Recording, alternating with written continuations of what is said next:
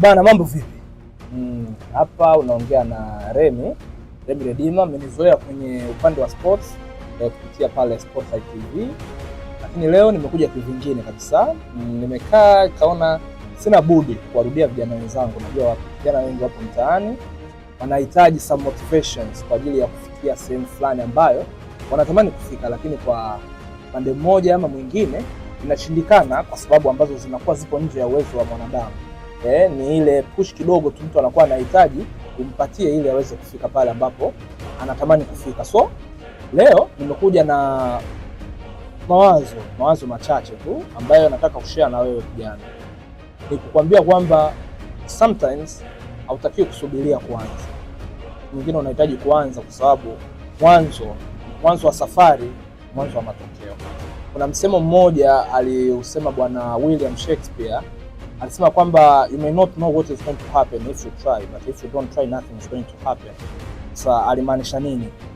Kama usipoanza hauwezi kujua kitatokea nini. Na maana usipoanza hakuna matokeo yote ambayo yanaweza yakatokea. Lakini ukishaanza lazima kuna matokeo, either ni ya kushindwa ama ya kushinda, lakini lazima matokeo yatatokea. Lakini pia Pepsi hawakuaga wajinga kusema kwamba dare for more. Au kwenye uwanja wa Tottenham Hotspur kuna ule msemo wamekuandikia kwamba to dare is to do. To dare is to do, yani ni kwamba kujaribu ni kufanya. Wewe unapofanya kitu kwa kuhisi unajaribu, unakuwa unafanya. So outcomes zitakazotokea, hiyo ni jambo jingine kabisa, but mwisho wa siku utakuwa umefanya nini? Utakuwa umefanya. So kwanza tuishi na kwenye kufanya.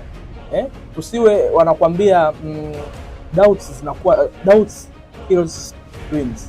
Yaani ukiwa na doubt nyingi lazima utaua ndoto nyingi, kwa sababu kila unachokifanya ukaanza kukidoubt ndio jinsi utakavyokuwa unazizika ndoto fulani.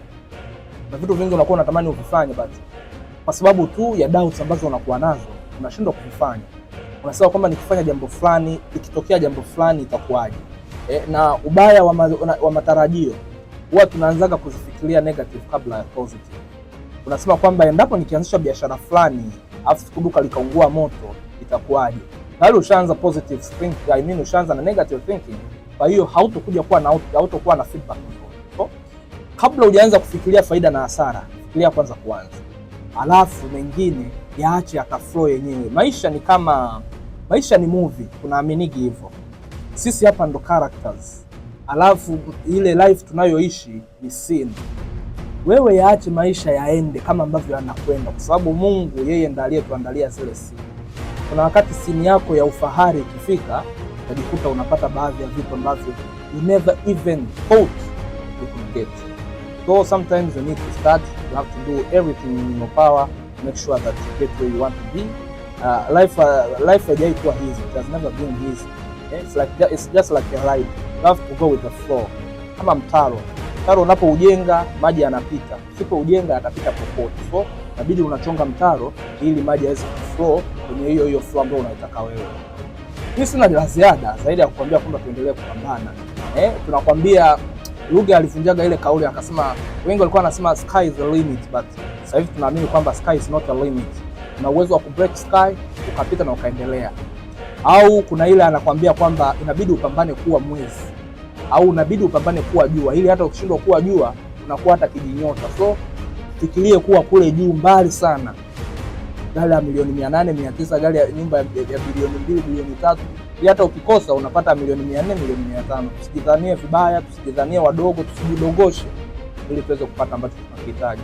Isho boy Remi, endelea kupambana, tutakutana sheri, maisha yataendelea. Until next time. Bye bye.